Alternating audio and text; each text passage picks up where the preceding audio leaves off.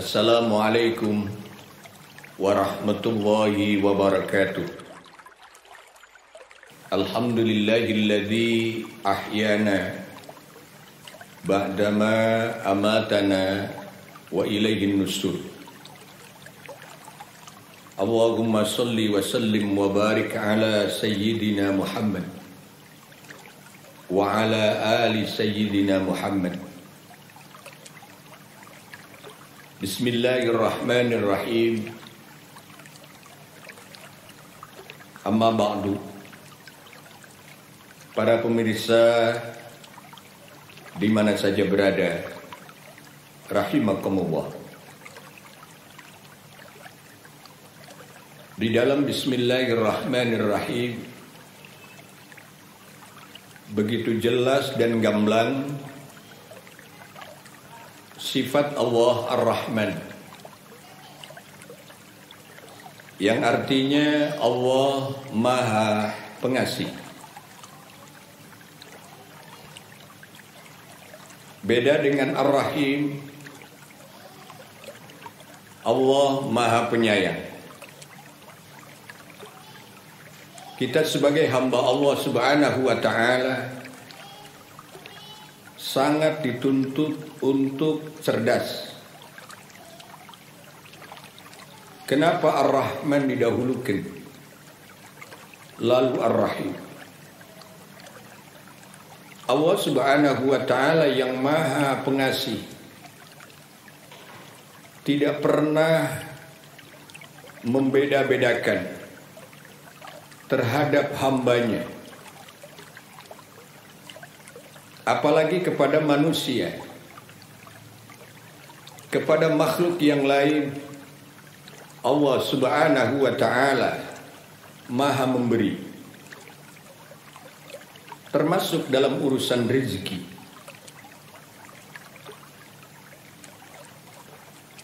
Baginda Nabi besar Muhammad sallallahu alaihi wasallam bersabda,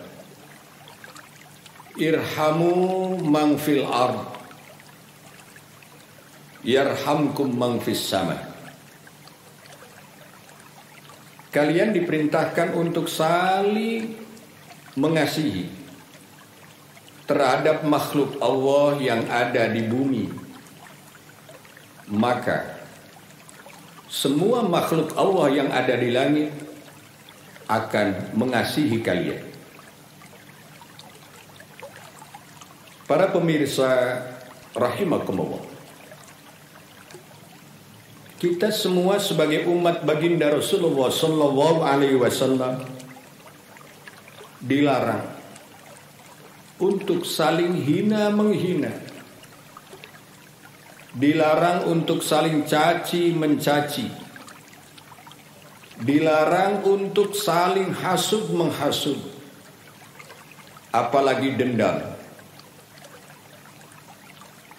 Hina menghina adalah bukan sifatnya para rasul, tapi itu adalah sifatnya setan. Oleh karenanya, ditilik dalam segi hukum, kita diharamkan untuk menghina sesama. Tidakkah kita sadar, semua manusia itu hakikatnya adalah satu bapa dan satu ibu, yakni Nabi Adam dan Ibu Hawa. Kalau ada orang berkata bahwa manusia adalah keturunan monyet, itu salah besar. Monyet mengeluarkan monyet, dan keturunan manusia adalah manusia sampai hari kiamat kelak. Para pemirsa di mana saja berada, rahimakumullah, kita semua diberitahu oleh baginda Rasul, ketika kita menghina seseorang, jelas belum tentu orang yang kita hina itu lebih baik daripada kita yang menghina. Jangankan kita menghina sesama manusia, contoh, kita menghina seekor cecak, Kenapa kau cacat? Ada di alam dunia seperti kamu. Bagaimana kalau kita mendengar jawaban Cecak? Kata Cecak, alasan apa kamu menghinaku? Apa karena kamu bisa makan? Cecak pun pasti menjawab, saya pun bisa makan. Apa karena kamu bisa membeli kendaraan? Dengan enaknya Cecak mengatakan, lebih enak saya. Saya mau kendaraan seperti apapun, tidak perlu susah. Apalagi menghutang, tinggal naik. Ketika Cecak berkata, wahai manusia yang sombong dan suka menghina, saya dianugerahi oleh Allah, bisa berjalan di tembok, bisa lari-lari di internet. Ketika itu dilontarkan kepada kita manusia, bisakah kamu lari di tembok wahai manusia yang suka mencaci? Pasti kita KO. Itu baru dengan binatang, apalagi dengan sesama manusia.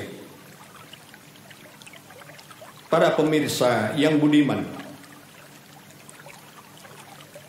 Allah Subhanahu wa ta'ala banyak memerintahkan nabinya untuk kembali belajar kepada hamba Allah yang lain yang tidak tampak di permukaan bumi. Bagaimana halnya seperti Nabi Musa diperintahkan untuk kembali belajar kepada Nabi Khidir. Begitu pula banyak terjadi di kalangan para wali-wali Allah. Bahkan pada kehidupan baginda Rasulullah sallallahu alaihi wasallam pernah berwasiat kepada para sahabat, kelak di mana kalian berjumpa dengan orang yang namanya Uwais Al-Qarni, mintalah doa kepadanya supaya kalian diampuni dosanya oleh Allah. Padahal Uwais itu adalah bukan golongan sahabat, tapi Uwais Al-Qarni adalah dari golongan tabi'in. Ini adalah menggambarkan bahwa kita sama sekali dilarang untuk saling hina menghina, apalagi caci mencaci. Kaum muslimin wal muslimat, para pemirsa rahimakumullah, bedanya antara orang mukmin dengan orang kafir itu tipis. Orang mukmin adalah orang-orang yang telah mendapatkan petunjuk dari Allah. Sedangkan orang kafir adalah orang-orang yang belum mendapatkan petunjuk dari Allah. Apa beratnya kita mengikuti apa yang diamalkan oleh baginda Rasul? Ketika baginda Rasul melihat orang-orang yang belum beriman, bahkan orang yang paling nakal sekalipun, beliau selalu berdoa, Allahumma hdi qaumi fa innahum la ya'lamun. Ya Allah, berilah petunjuk mereka. Mereka membenciku, mereka memusuhiku, bahkan mereka akan membunuhku. Itu hakikatnya karena mereka belum mengetahui. Oleh karenanya berilah mereka petunjuk ya Allah. Maka terjadilah hal yang demikian kepada sahabat Nabi yang sangat istimewa dan kedudukannya nomor 2 setelah sahabat Abu Bakar As-Siddiq, yaitu sahabat Umar bin Khattab, yang awalnya beliau adalah orang yang tidak beriman kepada Allah. Dalam akhir kalimat ini Al-Fakir sampaikan, hari bukan hanya sekarang, tapi ada 3 macam: kemarin, sekarang, dan yang akan datang. Bisa jadi hamba-hamba Allah yang hari ini belum beriman, besok menjadi orang yang beriman. Dengan demikian, saya ingat terhadap kalimat yang terlontar oleh seorang ulama besar, Imam Ghazali, kun kal yadain wala takun kal udhunain. Jadilah kamu seperti kedua tangan, jangan kamu jadi seperti kedua telinga. Para pemirsa yang budiman, Pelajarilah bagaimana keistimewaan kedua tangan. Kedua tangan selama-lamanya tidak pernah bertengkar, tidak pernah menghina, mencaci. Dia selalu bersatu dan saling hormat menghormati. Mudah-mudahan Allah Subhanahu wa taala memberikan taufik dan hidayah kepada kita semua. Bagi kita yang sudah beriman, semoga tambah imannya. Dan bagi saudara-saudara kita yang belum beriman, semoga menjadi orang yang beriman kepada Allah Subhanahu wa taala. Ingat, di dalam Bismillahirrahmanirrahim, Allah mendahulukan asmanya Ar-Rahman. Allah Maha Pemberi, sedangkan Ar-Rahim, Allah Maha Penyayang. Mudah-mudahan kita semua diberi kecerdasan oleh Allah dalam berpikir, dan ingat, kehancuran suatu negara itu adalah dari ketidakbersatuan. Maka kita diwajibkan untuk bersatu. Bersatu kita teguh, bercerai kita runtuh. Na'udzubillahi min dzalik.